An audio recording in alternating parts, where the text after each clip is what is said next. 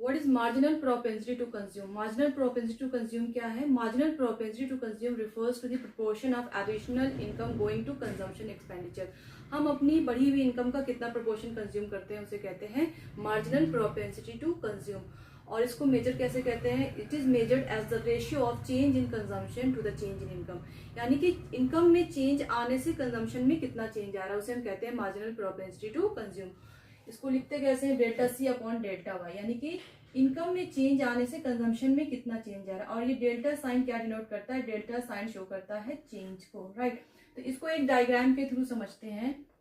तो on x axis we are measuring income and on y axis we are measuring our consumption expenditure. You can see from here कि our income line starts from the origin.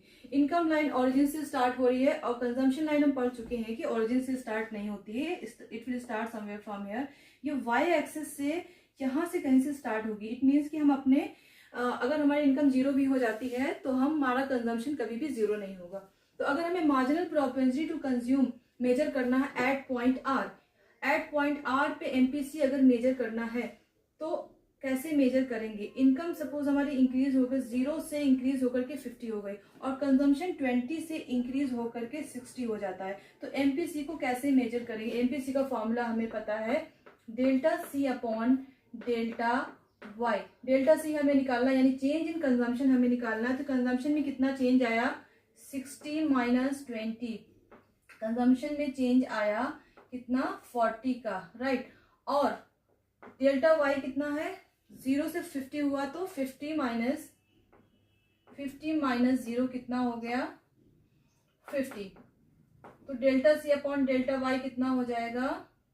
40 upon 50। तो इसको हम solve करेंगे, ये हो जाएगा 0.8। It means कि हम अपनी बढ़ी हुई इनकम का 80% कंज्यूम कर रहे हैं। तो हमारा मार्जिनल प्रोपेंसिटी टू कंज्यूम कितना हुआ? मार्जिनल प्रोपेंसिटी टू कंज्यूम हुआ हमारा 0.8। इसी तरीके से हम हर पॉइंट पे मार्जिनल प्रोपेंसिटी टू कंज्यूम यानी एमपीसी को कैलकुलेट कर सकते हैं। At point S, at point T कैसे कैलकुलेट करेंगे? हमें पता है कि एक्स एक्सिस पे हम अपनी इनकम को मेजर कर रहे हैं। चेंज इन इनकम अगर हमें देखना है तो हम यहाँ से देखेंगे इनकम में कितना चेंज आ रहा है? 0 से 50 का। कंजम्पशन में कितना चेंज आ रहा है? 20 से 60 का। तो इसको हम माइनस करेंगे तो हमें डेल्टा सी मिल जाएगा और इनकम को जब हम पहले वाले से माइनस करेंगे तो हमें डेल्टा वाई मिल जाएगा और हम कैलकुलेट कर सकते हैं मार्जिनल प्रोपेंसिटी टू कंज्यूम।